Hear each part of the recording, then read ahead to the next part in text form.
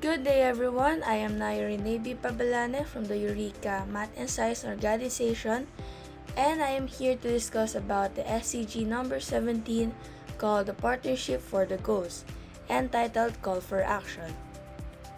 This SDG is to strengthen the means of implementation and revitalize a global partnership for sustainable development. So why does SDG 17 matters? First is the global impact that no country can achieve the SDGs alone. Partnerships can ensure that resources, technology, and knowledge are shared globally. Next is the bridging the gap. It connects the developed and developing nations, ensuring that no one is left behind. Last is the sustainable growth. Strong partnerships lead to long-term solutions to global challenges. The SDG 17 emphasizes the importance of global cooperations to achieve all the other sustainable development goals, and it calls for collaboration between the governments, private sectors, academia and researchers, and the civil society. So the impact of strong partnerships includes the fast achievement of goals, stronger institutions, and the sustainable innovation.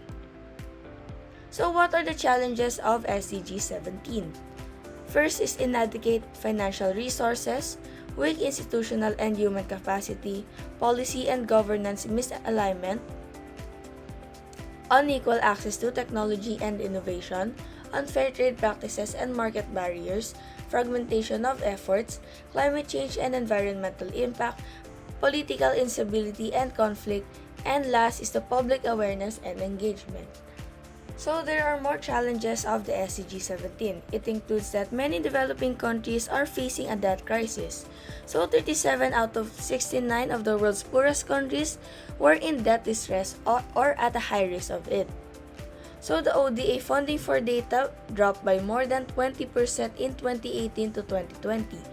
The net ODA reached by 206 billion in 2022, up by 15.3% from 2021. And the share of local exports from LDCs in global merchandise trade has stagnated at around 1% since 2011. So 2 in 3 people use the internet in 2022, that 259 million more male than female users. So what are the targets of SDG 17? There are a lot of targets of SDG 17 that I divided into 5 parts, which is the finance, technology, capacity building, trade, and systematic issues. So the finance focuses on the international financial support for the developed and developing countries. And technology focuses on the enhancement on science, technology, innovation to promote knowledge sharing. So next is the capacity building, and it enhances international support for capacity building in developing countries to implement the SDGs.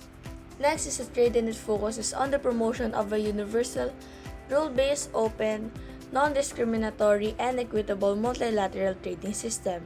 Last is the systematic issues, which focuses on the policy and institutional coherence, multi-stakeholder partnerships, and the data monitoring and accountability. So what are the key areas of progress of the SDG 17? First, they increase the financial support for developing countries, access to technology and innovation, capacity building and initiatives, South-South and triangular cooperation. So what are the areas where the progress is lagging? Financing gaps for the SDGs, unequal access to technology, challenges in trade and market access. So how can we as individuals can contribute? This is to promote awareness and advocacy. First is to educate others, advocate for policy change, and engage with local leaders. Next is to support ethical and sustainable businesses. First is to buy fair trade products, invest responsibly, and encourage corporate accountability. Next is to volunteer or donate to development causes, includes volunteer with the NGOs, donate to global initiatives. Next is to promote technology and knowledge sharing, includes support open source projects, participate in digital literacy programs, and engage in research and innovations next to solve global challenges. And last is to foster inclusivity and diversity. It includes the promoting of the gender equality and inclusion and be an active global citizen.